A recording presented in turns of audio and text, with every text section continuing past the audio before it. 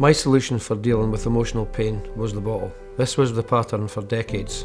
My way of dealing with the profound loss I had felt since my fiancée died when I was just 36. At the end of 2016, my wife and I split up. We have lived in the same house. There was lots of animosity and arguing. The EIC initially supported me to get my own place, but when I did, I pressed the self-destruct button. I went crazy, didn't give a monkey's about anything. This went on for a couple of months, where I was drinking every day. I could go months without a drink, just enjoying a few at the weekend. A binge drinker. If something major happened in my life, I pressed the button and away I would go. This binging session lasted 8 weeks. It was horrible. I have a young autistic son of 7, who I want to be there for, and it's because of EIC I am still there, and not 6 feet under. Day to day I was bordering on suicidal. I sat in my flat and thought I'd be found dead in the corner.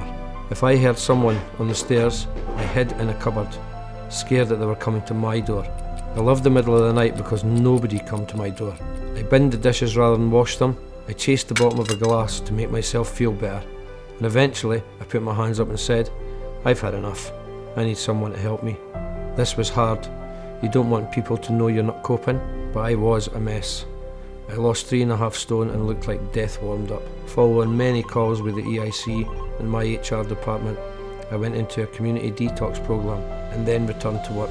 The EIC helped me set up my flat, but my wife was dropping off my son one night and I saw someone else with him in the car. I went crazy and hit the bottle again. After that, I couldn't see my son for a month. This was hard, as I love him to bits. He is my life. I don't have anyone else, no family, no one else to turn to, and all my friends had drifted away, so I was isolated. I reached my lowest point and spoke to Tessa from the EIC late one Saturday night, and I said to her, I didn't think I was going to make it another day. She replied, Brian, you're going into rehab. You can't stop drinking suddenly because it makes you ill and you could suffer seizures. Support and medical help is needed. The EIC organised all of this for me. I was put into rehab for a month, given drugs for the first week to help my body cope with alcohol withdrawal, and talked about my problems with psychotherapists.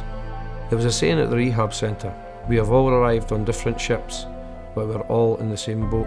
What I was taught in rehab is really sunk in and I never want to jeopardise it.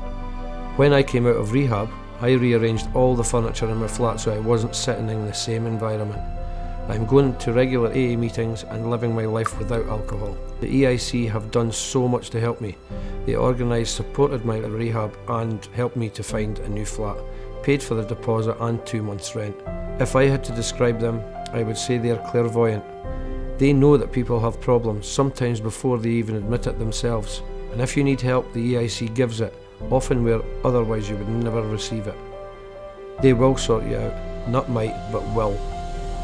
A lot of people wouldn't admit to having a problem like mine's, but once you admit it, you can see you're looking after number one now. You're looking after your life and your relationships.